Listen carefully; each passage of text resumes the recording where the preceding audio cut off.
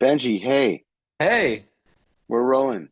let's roll. Let's roll. It's Sunday night. It's May 11th. We've got a weekend of baseball to speak about. I honestly did not watch very much baseball as it was Mother's Day weekend and there were Mm. kids in plays and all kinds of stuff going on. But that was great too. That's fine. I watched Yeah, a little less than I usually do. That's okay. yeah, great. Well, last we spoke Friday, we both liked the Mariners at home who were asleep in their beds while the Blue Jays were still losing in Anaheim.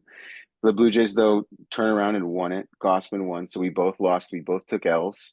You've got $84 on the season. You're up 84. I'm up 75.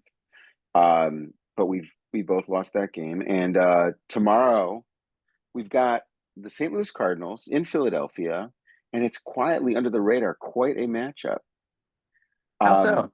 I just did a quick look. Well, first of all, Liberatore is pitching for the Cardinals against Christopher Sanchez. Christopher Sanchez has been really good. But what was especially interesting to me is the Cardinals are currently on an 8 game winning streak. Uh-huh. They're going to Philadelphia and they got to play Chris Sanchez. And by the way, Philadelphia has won 6 of their last 8 as well. They're not exactly slouches. I believe they're firmly in second place in the NL East, which is, meaningful. And the Phillies are an Totally. excellent baseball team. So that's what we've got. I'd love to know what you think. I'm happy to share my thoughts as well. Um, I believe it's Phillies minus 180. Let me see. I mean, the Phillies are a little bit expensive. I mean, it's not even officially announced that it's Sanchez, but that's what it says on ESPN, and I think that's who it's going to be. But it's Phillies minus 185, Cardinals plus 150, and the total is 8. Um, all right. This is tough. My knee jerk, what I've been doing lately is I'll just be like, how does this team do on the road? How does this team do on at home? And the Cardinals don't play well on the road, and the Phillies do play well at home. So Mm-hmm. that's the sort of the first broad stroke I'm looking at. Something else I've been doing lately, whenever there's a left-handed pitcher, I'm like, how does this team do against left-handed pitching? Yeah, And according to ChatGPT, the Cardinals are 10th in baseball against left-handed pitchers, which to me is actually pretty good. that's good. Yeah, when you look at the top few teams, it's like Yankees, Dodgers, Cubs, Mets, Tigers. So I'm like, well, those are just the best teams. So to end up in 10th after just the teams that are hands down so good, I think that's noteworthy. I've never really been a Sanchez guy. Um, that sounds ambiguous, but I've never been a Sanchez guy. Sure. But I know he's He's good. four and It's one, just Yeah, you ever have those players where you're like, I know they're good, but I just never showed them any time of day.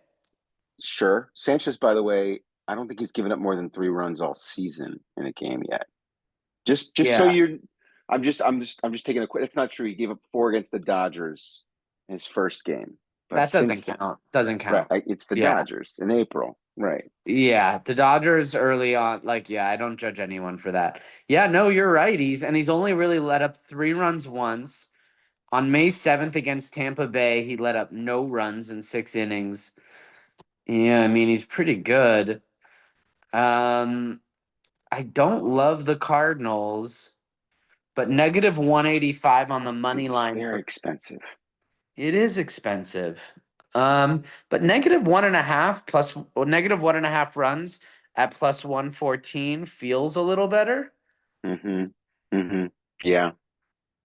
Yeah. Um, I think I'm debating between the run line and taking the Phillies or taking the over just because the Cardinals are good against left-handed pitching, and I think Liberatori's sort of having a good season, but oh yeah, he's doing really He's well. having a very good season.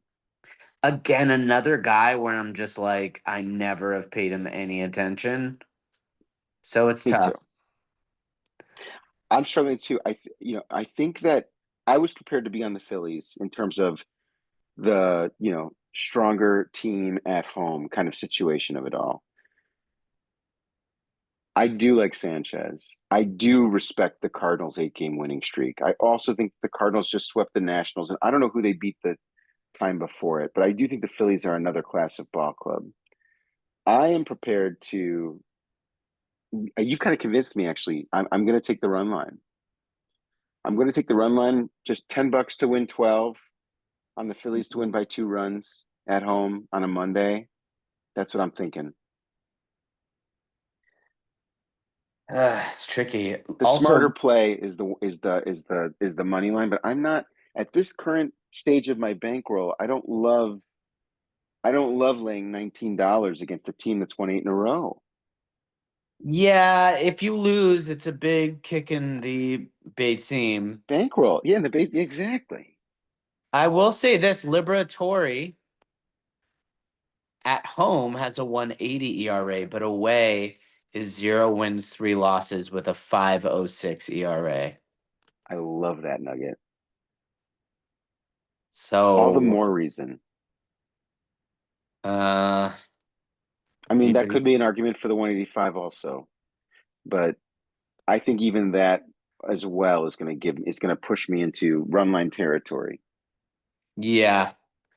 Um, yeah, and I also just think the Phillies are one of those teams that if they ever punch you in the face, no one's surprised.